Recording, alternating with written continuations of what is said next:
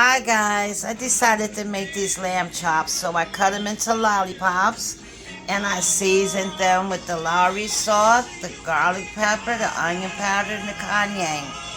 Then we have some garlic for later. We have the onions and the thyme, and we have the scallions, and we have some brown sugar, balsamic vinegar.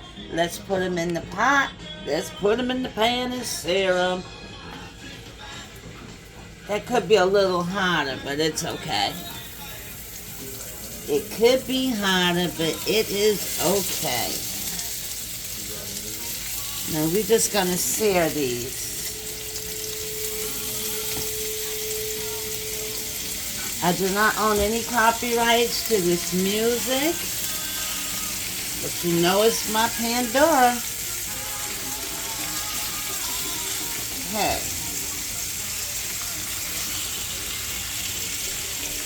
So we're just gonna sear them like a few minutes on each side. Okay? Then I'm gonna remove them and I'll be back.